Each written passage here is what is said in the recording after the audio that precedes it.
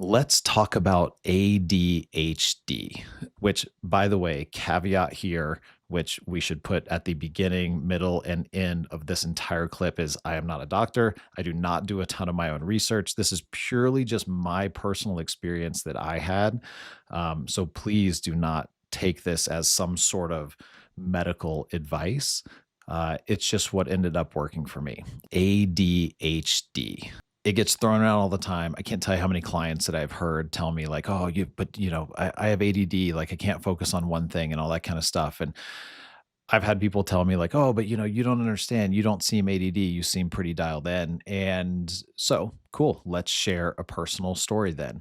I don't remember the years, it was maybe 10-ish years ago, maybe longer. Probably, yeah, I don't know, maybe like 13, 14 years ago, right? And so I used to have trouble focusing. I would jump from idea to idea. I had struggles just even like doing one single task. And I had a lot of trouble sleeping as well. And this was kind of when I had started some of my first companies. And I just figured that this was life, right? And one of my friends told me, she was like, "Oh, you should go to a doctor. Like, you probably have ADHD." And I was like, "Oh, yeah, I've heard about that. I thought it was just in kids."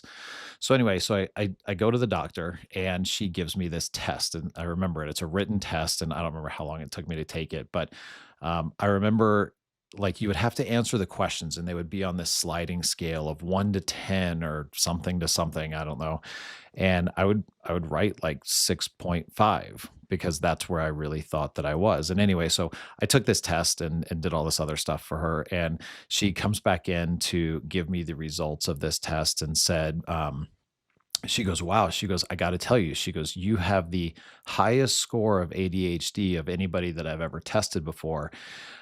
Quite frankly, I'm surprised that you have survived in society and been able to hold down a job." And I remember those words. Those were the exact words that she used. And I kind of thought to myself, like, all right, like, cool. I'm a little bit messed up and maybe she can help fix it because it did feel like I struggled to stay focused. And so I went on Adderall for quite a while.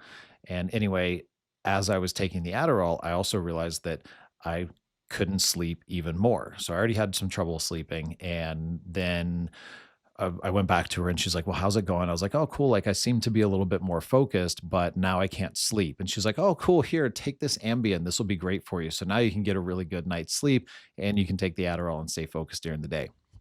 And I did this for, I don't know, it probably wasn't too long. It was maybe like a year or something like that. And this was also around the same time that I kind of started to get into personal development because I just figured, I was like, man, business and all of this stuff shouldn't be this hard. There's got to be somebody else out there that has kind of done this and paved the way.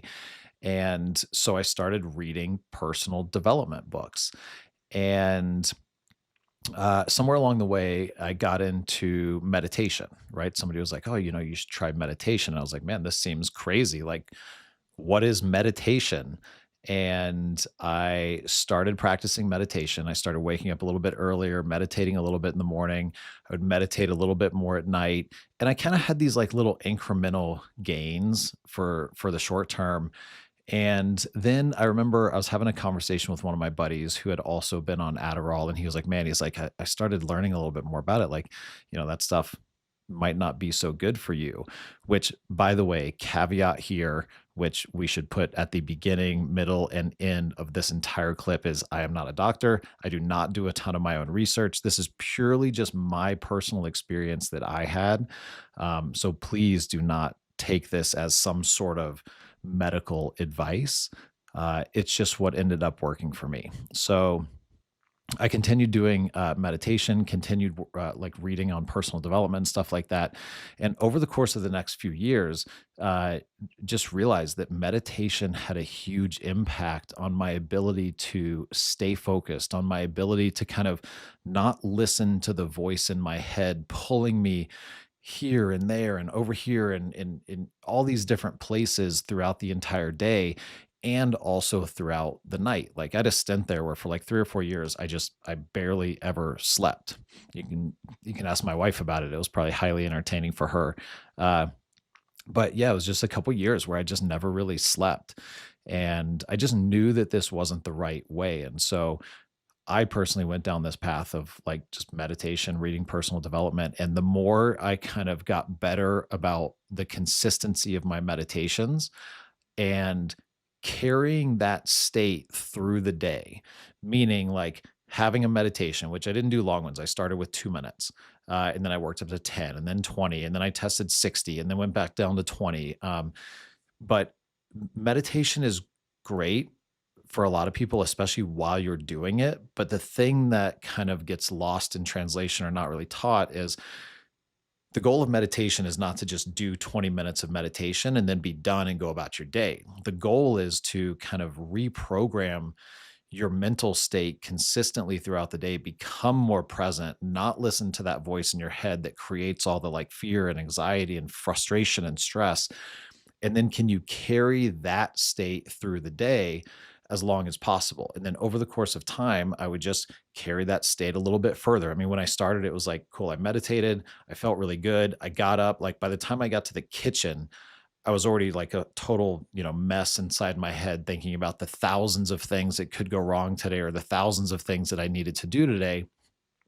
But over the course of time, I would stay in that kind of state longer and longer until eventually I got to where, a lot of times I can walk through most of my day really present and just kind of in that same meditative state to where I'm able to focus on one thing at a time. I'm able to much more easy determine like taking all of the inputs that are coming in and say, cool, like 99% of those coming in right now are not important. And this is the only important one. And being able to kind of shut off the rest of my brain and just work on that one thing. And so I share this because I think there's a lot of people around me, a lot of people, especially a lot of entrepreneurs that are constantly talking about their ADHD or ADD and how that's impacting them. And so I wanted to share this because it is personally what helped me when, I was told by a doctor, hey, I'm surprised that you've even been able to function in society or hold down a job.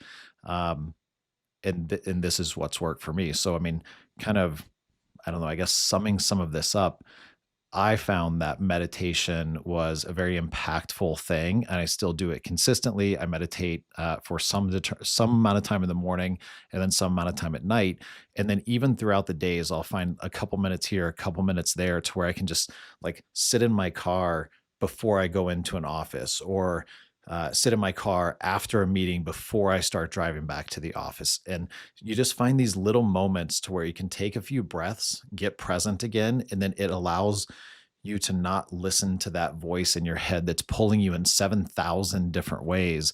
And I guess I just kind of realized not too long ago, like, I kind of forgot about what it used to be like living in my head 10, 15 years ago and the amount of progress that I have made by that. And it was just pretty cool. Like, quite frankly, it felt good. I was pretty proud of myself for doing it.